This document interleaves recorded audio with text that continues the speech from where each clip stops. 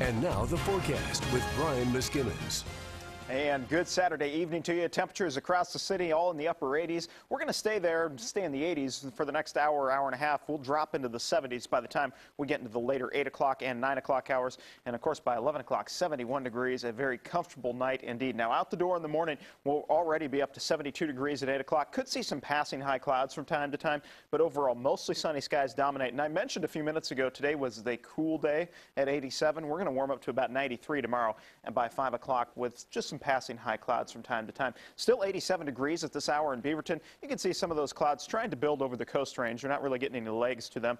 Looking for cooler weather, 65 degrees, hundreds of people out there at Cannon Beach at this hour, and that's Mother Nature's air conditioning kicking in. That's actually one of the cooler spots along the coast. I'll show you the daytime highs out there in a minute.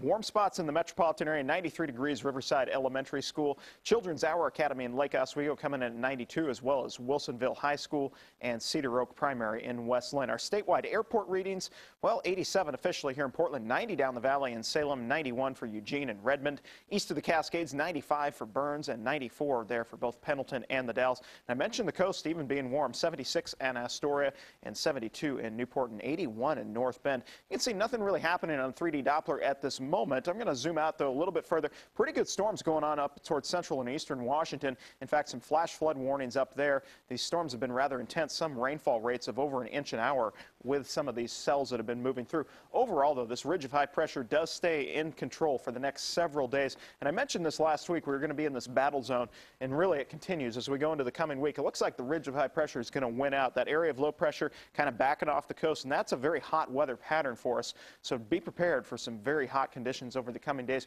Raincast illustrates really what's happening, which is essentially nothing outside of some isolated storms that could form over the Cascades tomorrow.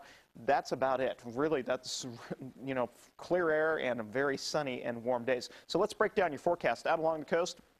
Mostly sunny and a bit warmer, 77 for Seaside, 94 tomorrow afternoon for Eugene under mostly sunny skies and hotter conditions. East of the Cascades, another hot and sunny day. Some isolated afternoon thunderstorms firing up in the afternoon. 100 for the Dalles, 98 for Burns as well as Pendleton. Sunny and hot in the Gorge. East winds 5 to 15 miles per hour. 78 in the afternoon for Government Camp with that free air freezing level shooting up to about 15,000 feet. And some isolated thunderstorms in the afternoon. Portland and Vancouver, 93 downtown, mostly sunny and a bit warmer tomorrow. Downright hot by some people's standards. 92 in the afternoon for Hillsborough, 95 for Lake Oswego, 96 for Milwaukee and Clackamas, 93 officially at the airport, and up to Columbia and Clark counties, 93 for St. John's as well as 92 for Vancouver. Breaking down the 7-day forecast, you can see in general we're just talking about sunny skies continuing for the next several days. Just that threat of some mountain thunderstorms Monday, Tuesday, Wednesday into Thursday. And then it looks like we cool down slightly on Friday. And at this point, Saturday looking rather sunny and warm again. Ken?